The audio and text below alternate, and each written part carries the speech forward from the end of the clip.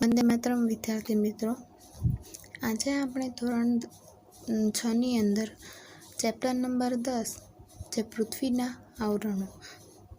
તો આજે આપણે આખા જે ચેપ્ટર નંબર 10 છે તે આખો પાઠ પૃથ્વીના આવરણો વિશે છે. પૃથ્વીના આવરણો કયા કયા છે તેના વિશે આપણે ભણવાનું છે. તો જોઈએ આગળ પાઠમાં કે સૌર પરિવારમાં આપણી પૃથ્વી અજોડ છે. સૌર એટલે કે બધા જ પરિવારમાં આપણી પૃથ્વી અજોડ છે. પૃથ્વી એકમાત્ર ગ્રહ છે કે જે અનુકૂળ તાપમાન, પાણી, હવા અને જીવન મળ્યું છે, જે પૃથ્વીને મળેલ અમૂલ્ય ભેટ છે. બીજા ગ્રહો પર હજુ પાણી અને ઓક્સિજન પૂરા પ્રમાણમાં હોવાના પુરાવા મળ્યા નથી. સામાન્ય રીતે આપણે જાણીએ છીએ કે પૃથ્વી તેના ઉદ્ભવ સમયે અગનગોળાના સ્વરૂપે હતી. આ અગનગોળો ધીરે ધીરે ઠંડો પડતા કેટલાક તત્વોનું ક્રમશઃ પ્રવાહી અને ઘન સ્વરૂપમાં રૂપાંતર થતું. આમ પૃથ્વીની આસપાસ વાયુઓનું તથા પૃથ્વીની સપાટી પર જે ખડકો અને માટીનું આવરણ હતું તે અસ્તિત્વમાં આવ્યું હતું. આ આવરણના વિશાળ ખાડાઓમાં પાણી ભરાતા મહાસાગરો બન્યા હતા. આમ પૃથ્વીનું ચોક્કસ સ્વરૂપ રચવામાં આવ્યું હતું. ત્યારબાદ પૃથ્વીના આવરણો. તો કે પૃથ્વીના કુલ કેટલા આવરણો છે? તો કે પૃથ્વીના કુલ કેટલા 4 આવરણો છે જોઈએ તો કે મૃદાવરણ, બીજું છે જલાવરણ, ત્રીજું છે વાતાવરણ અને ચોથું છે જીવાવરણ. તો સૌથી પહેલા આપણે મૃદાવરણ વિશે ભણીએ. તો મૃદાવરણ પૃથ્વીનો ઉપરનો પોપડો સામાન્ય રીતે માટી અને ઘન પદાર્થોનો બનેલો છે. મૃદા શબ્દનો અર્થ માટી થાય છે કે તેથી પોપડાના ઉપરના ભાગને મૃદાવરણ કહે છે. મૃદા એટલે મૃદાનો અર્થ શું થાય? માટી. અને પોપડાના ઉપરના ભાગ જે છે તેને શું કહેવામાં આવે છે? મૃદાવરણ. આ આવરણ ખડકો અને ઘન પદાર્થનું બનેલું હોવાથી તેને ખડકાવરણ કે ઘનાવરણ તરીકે પણ ઓળખવામાં આવે છે. ત્યારબાદ વિસ્તાર અને બંધારણ. પૃથ્વીનો ઉપરનો પોપડો લગભગ 64 કિલોમીટરથી 100 કિલોમીટર જેટલો જાડો હતો. કેટલો કિલોમીટર? તો કે 64 કિલોમીટરથી 100 કિલોમીટર જેટલો જાડો હતો. જે આ પૃથ્વીનો ઉપરનો પોપડો છે તેમાં મુખ્યત્વે એલ્યુમિનિયમ અને સિલિકા જેવા હલકા તત્વો રહેલા છે. ઊંડા સમુદ્રમાં આ પોપડો પાતળો હોય છે. પૃથ્વીની સપાટીનો આશરે 29% ભાગ મૃદાવરણે રોકેલો છે.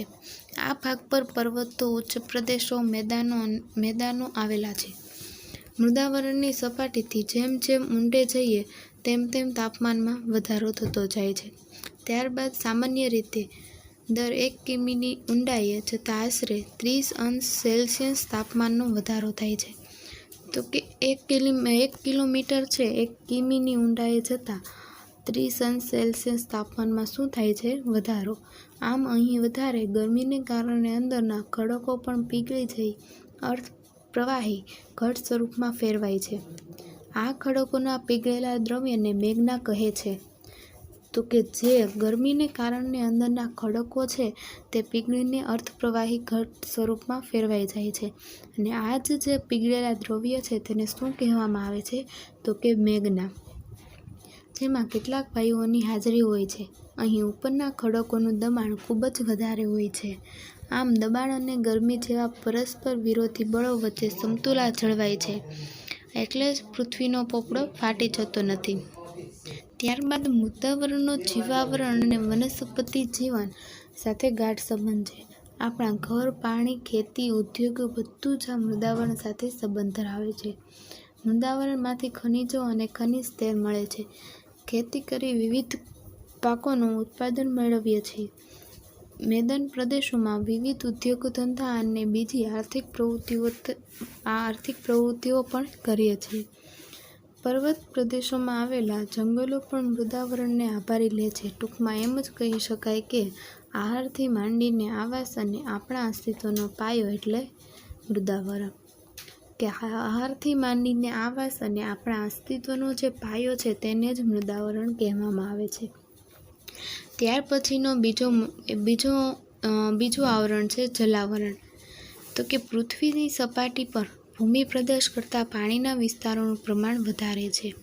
પૃથ્વીની સપાટીનો જે વિસ્તાર પાણીથી ઘેરાયેલો છે તેને શું કહેવામાં આવે છે? જલાવરણ. પૃથ્વીની જે સપાટી છે તેની આખા વિસ્તારમાં જે પાણીથી ઘેરાયેલો પ્રદેશ છે તેને જલાવરણ કહેવામાં આવે છે. ત્યારબાદ પૃથ્વી સપાટીનો લગભગ 71% જેટલો વિસ્તાર જલાવરણથી ઘેરાયેલ છે. પૃથ્વી સપાટીનો આ વિસ્તાર એટલો વિશાળ છે કે એમાં ભૂમિખંડો પણ ટાપુ જેવા લાગે છે. પૃથ્વી પરના વિશાળ જળરાશિ ધરાવતા ભાગોને મહાસાગરો તરીકે ઓળખવામાં આવે છે, જે ક્રમશઃ પેસિફિક, એટલાન્ટિક, હિંદ અને આર્કટિક મહાસાગર તરીકે જાણીતા છે. પૃથ્વી પરના મહાસાગરો ખૂબ વિશાળ અને ઊંડા છે. તેના તળિયે 10 થી 11 કિમી જેટલી વિશાળ અને ઊંડી ખાઈઓ છે અને મહાસાગરોના તળિયે જે પૃથ્વી સપાટી જેવા ભૂમિ સ્વરૂપો આવેલા છે તે પૃથ્વી પર જે પાણી છે તેમાંથી 97% સમુદ્રમાં રહેલું ખારું પાણી છે. બાકીના પાણીનો આશરે પોણો ભાગ ધ્રુવો પર તથા હિમાલય જેવા બીજા ઊંચા પર્વતો પર બરફરૂપે છે, જે પાણીના પૃથ્વીના પેટાળમાં છે. સરોવરમાં અને નદીઓ રૂપે વહે છે. તેનું પ્રમાણ ખૂબ જ ઊંચું છે. ત્યારબાદ જે પૃથ્વી પર રહેતા જીવો છે, વનસ્પતિને પાણી વિના ચાલતું નથી. પાણી ખોરાક સાથે મળે કે હવામાંથી ભેજ રૂપે મળે. જલાવરણનું અસ્તિત્વ એટલે જ સજીવ સૃષ્ટિ. શું કહે છે તો કે પાણી ખોરાક સાથે મળે અથવા તો જમીનના ભેજ સ્વરૂપે મળે, પણ જલાવરણનું અસ્તિત્વ છે એટલે જ સજીવ સૃષ્ટિનું અસ્તિત્વ. પૃથ્વી પરના વરસાદ માટેનો મોટા ભાગનો ભેજ સમુદ્રમાંથી આવે છે. સમુદ્રના તળિયે કિંમતી ખનિજોનો મોટો જથ્થો આવેલો હોય છે અને પાણીમાંથી મીઠું મેળવીએ છીએ અને તેના તળિયે મેંગનીઝ, લોખંડ, કલાઈ વગેરે ખનિજો આવેલા છે. સમૃદ્ધ પ્રોટીનયુક્ત આહારનો ભંડાર પણ છે. સમુદ્ર કે મહાસાગરોના મોજાઓ, પ્રવાહો અને ભરતીમાં પ્રચંડ શક્તિ રહેલી છે. તેને નાથીને વિદ્યુત શક્તિ પણ મેળવી શકાય છે. મહાસાગરો જળ પરિવહનના માર્ગો બન્યા છે. વિવિધ દેશોના વેપારમાં પણ જળમાર્ગો જે છે તે વધારે અનુકૂળ રહ્યા છે. ત્યારબાદ આપણું ત્રીજું આવરણ છે વાતાવરણ. તેને ઇંગ્લિશમાં શું કહેવાય છે તો કે એટમોસ્ફિયર. તો કે પૃથ્વીની ચારે બાજુ વીંટળાઈને આવેલા લગભગ 800 થી 1000 કિલોમીટરની ઊંચાઈ સુધીના વિવિધ વાયુઓના આવરણને શું કહેવાય છે તો કે વાતાવરણ. કે પૃથ્વીની ચારેય બાજુ જે વીંટળાયેલો જે 800 થી 1000 જેટલો કિલોમીટર ઊંચાઈ સુધીનો જે વાયુનું આવરણ છે તેને જ આપણે વાતાવરણ કહેવાય છે. તો વાતાવરણને નરી આંખે જોઈ શકાતું નથી અને વાતાવરણમાં વિવિધ વાયુઓ છે, પાણીની વરાળ, ધૂળના રજકણો, ઉલ્કાકણ, ક્ષારકણ તથા સૂક્ષ્મજીવ જંતુઓ ભળેલા હોય છે. ત્યારબાદ વાતાવરણ રંગ, ગંધ અને સ્વાદ રહિત હોય છે તેમજ પારદર્શક હોય છે. વાતાવરણમાં વાયુ, પ્રવાહી અને ઘન તત્વનો સમાવેશ થાય છે. તેમાં આવેલા વિવિધ વાયુઓમાં નાઇટ્રોજન છે, ઓક્સિજન છે, ઓર્ગન છે, કાર્બન ડાયોક્સાઇડ છે, ઓઝોન છે અને વગેરે મુખ્ય છે. પૃથ્વીની સપાટીનું નજીકનું વાતાવરણ કેવું હોય છે તો કે ઘટ હોય છે. જ્યારે પૃથ્વીની સપાટીએથી ઊંચે જતા વાયુઓનું પ્રમાણ ઘટતા હવા કેવી થતી જાય છે? પાતળી. નીચે આપણને અહીંયા વાતાવરણમાં વાયુનું પ્રમાણ આપેલું છે તો જોઈએ કે જે બ્લુ કલરનું છે તે નાઇટ્રોજનનું પ્રમાણ છે, પિંક કલરનું જે ઓક્સિજનનું છે, એ રીતે જે કલર આપેલા છે તે રીતે ઓર્ગન, કાર્બન ડાયોક્સાઇડ અને અન્ય વાયુઓ જેવા પ્રમાણ દર્શાવ્યું છે. તો જોઈએ કે પૃથ્વીની સપાટીએ જે ઊંચે જઈએ તે વાતાવરણના મોટા ભાગનું વાયુ ઘટતું જાય છે. કાર્બન ડાયોક્સાઇડ વાયુ ભારે હોવાથી હવાના નીચલા સ્તરમાં તે વધારે પ્રમાણમાં હોય છે અને ઉપર જતાં ઓછો થઈ જાય છે. આપણે ચિત્રમાં ઉપર આપણે વાયુનું પ્રમાણ જોયું કે જેમ ઉપર જતાં જેમ નીચલા સ્તરમાં તેનું પ્રમાણ શું થાય છે કે વધારે પ્રમાણમાં હોય છે. કાર્બન ડાયોક્સાઇડનું પ્રમાણ જે છે તેની હવા ભારે હોવાથી તેનું પ્રમાણ શું થાય છે? વધે છે. અને કાર્બન ડાયોક્સાઇડ આશરે 20 કિમીની ઊંચાઈ પછી, ઓક્સિજન આશરે 110 કિમીની ઊંચાઈ પછી અને નાઇટ્રોજન આશરે 130 કિમીની ઊંચાઈ પછી ઓછો થતો જાય છે. આમ ખૂબ ઊંચાઈએ જતાં માત્ર હાઇડ્રોજન અને હિલિયમ જેવા હલકા વાયુઓ હોય છે. વધારે પડતી ઊંચાઈએ જઈએ તેમ હાઇડ્રોજન અને હિલિયમ કેવા હોય છે? હલકા વાયુઓ હોય છે. વાતાવરણમાં ઊંચાઈ અને અનુસાર વાયુઓનું પ્રમાણનું ચિત્ર આપેલું છે આપણને, કે પ્રમાણ દર્શાવેલું છે કે કાર્બન ડાયોક્સાઇડનું જે પ્રમાણ છે તે 20 છે, તેનાથી ઊંચે જતાં ઓક્સિજન 110 કિમી છે અને તેનાથી વધારે ઊંચાઈએ જતાં 130 કિમી.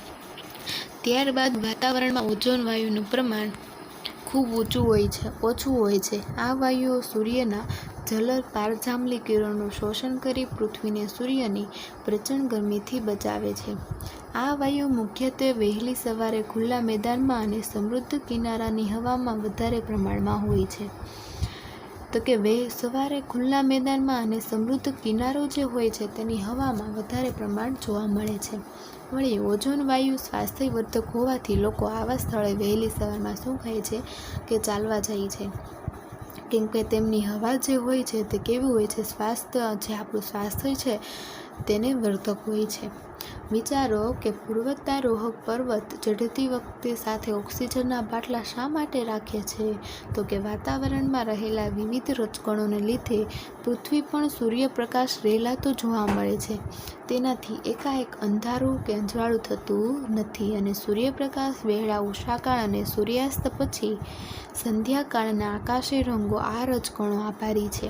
જેમ સૂર્ય આથમે છે ત્યારે ઉષાકાળ અને જ્યારે સૂર્યાસ્ત થાય છે ત્યારે સંધ્યાના આકાશી રંગો જે છે રજકણોને શું કરી લે છે કે આભારી લે છે અને રજકણો દ્વારા પ્રકાશના જે કિરણો હતું તેનું પરાવર્તન થાય છે અને આપણને સૂર્યપ્રકાશ જોવા મળે છે.